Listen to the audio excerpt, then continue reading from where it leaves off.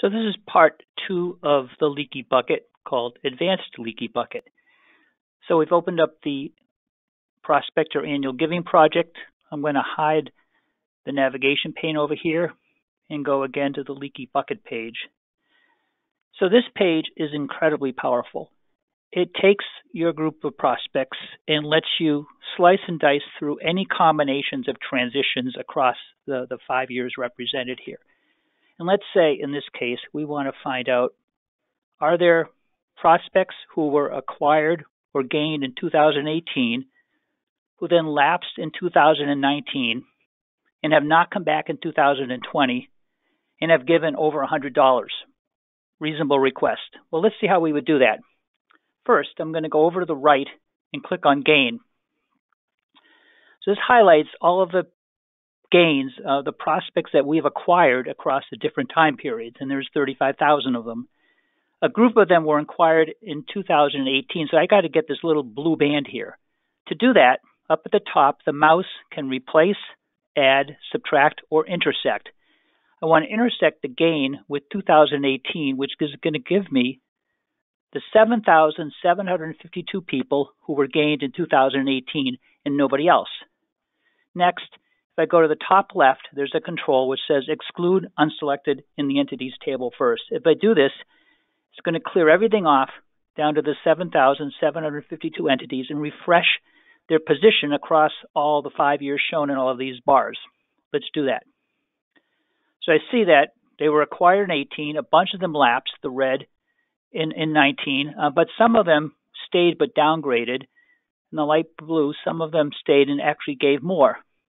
Some of them have since been reacquired as gains in 2020. What I want to do is now get this red, the losses in 19. So I want the gains in 18 who then lost in 19. So I click loss here, still in intersect mode. And I want this part. I want just the 19.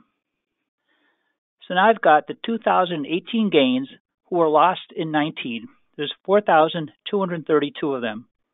Again, I want to go to the top left and get rid of the gray and refresh the transitions for this group.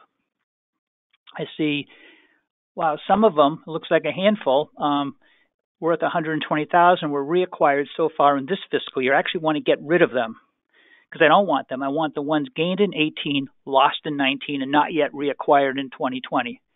Let's go up here, put this back in replace mode, grab this group. There's 104 of them. I want to go to the top now and exclude the ones I've selected. Now I have 4,128 prospects who were gained in 18, lost in 19, and not yet reacquired. The last question was, how much have they given? Because I want to get everybody who's made a gift of at least $100. So let's go to the gift details. Oops. I actually want the constituent giving. So I want to look at total lifetime commitment. And here we are. We have a group that have given less than 100. A group here has given 1 to 400. I want this whole group here. These are the people who have made a gift of at least $100 and meet the other criteria. There's 2,786 of them. I could further explore them on the other pages. Let's just drop down on them. Go to the constituent list table. And what I'd like to do now is just export this list out of here so I can use it in my mail program, because this has a bunch of contact information and so forth, details on the people. Go on the bottom little arrow, scroll across